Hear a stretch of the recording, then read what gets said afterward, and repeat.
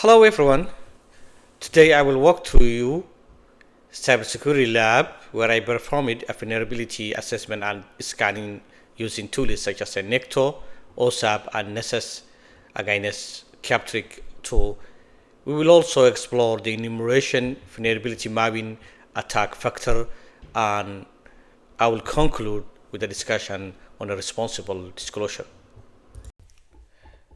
Okay, to begin, I performed target enumeration using nmap command. As shown in the screenshot, I identified live hosts with a subnet. I documented MAC addresses and verified open borders. This process helps us to understand the network landscape before scanning our target. Okay, using Nikto, I scanned the web server on the target machine. Nikto identified multiple issues, including outdated Apache version 2.0.52, and then missing security here is like X-frame option is and XSS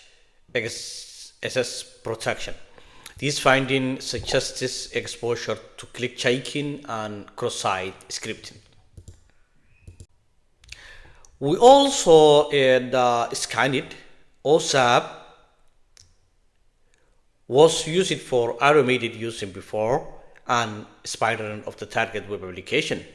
It uncovered directory listing, missing HTTP only and secure cookie flags, and protected sensitive files like a robot.txt. These results indicated weak session management and potential data leaks.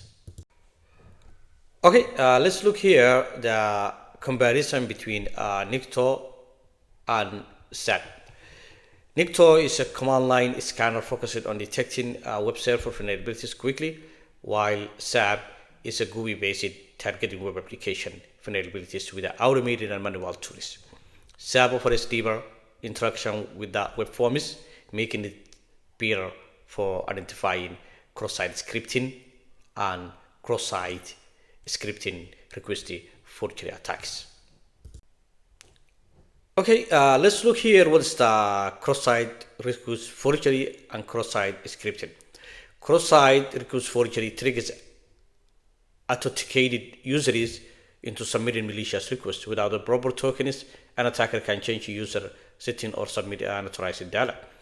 SAP helped identify missing cross-site request forgery token in the form submission indicating exposure. Cross-site scripting allows attackers to inject the scripting into web pages viewed by others. SAP identified form is vulnerable to cross-site scripting due to the lack of input sanitation and missing headers. These could allow theft of the cookies or redirect the users to malicious sites. By using Nexus is a very important key. I scanned the target for a known vulnerabilities.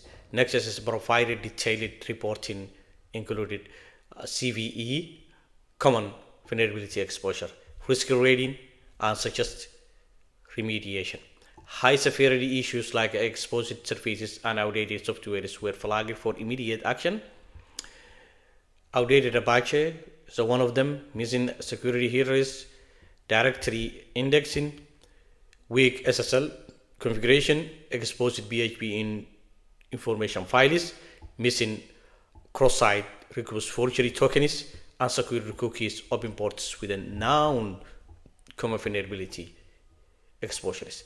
HTTP trace method enabled also, and default login credential is in there. Using the flow hypothesis methodology, I developed the hypothesis that the system was misconfigured due to the default installation. This led predictable weaknesses such as the default credentials, outdated software, and poor access control. And also, I mapped vulnerabilities to specific tools. Nikto identified header and server version issues. SAP detected missing form, protection, and content exposure, while the Nexus provided CVE common vulnerability exposure matched vulnerabilities. Mapping allows us to visualize where defenses are lacking or where the weaknesses comes from. Perfect. To trace vulnerabilities to root causes, I reviewed source headers and configurations. For instance, cross-site scripting resulted from the absence of input validation. Root causes often involve outdated component, lack of security awareness, or poor batch management. Okay, taking the Apache version vulnerability, I hypothesize it originated from the system neglect or compatibility concerns. Apache 2.0.52 is outdated and no longer patched. Root cause, failure to implement a batch management policy. Updating will mitigate the risk.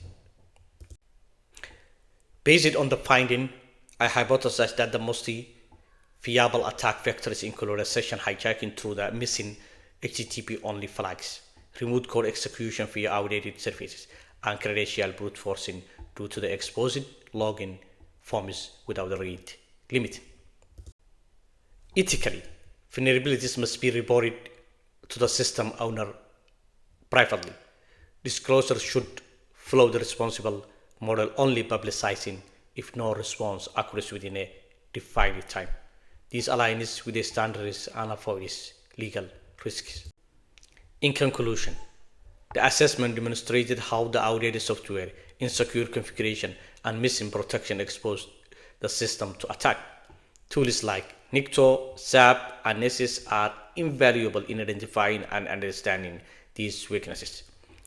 That's all what I have in my video today. Thanks for watching and have a good one.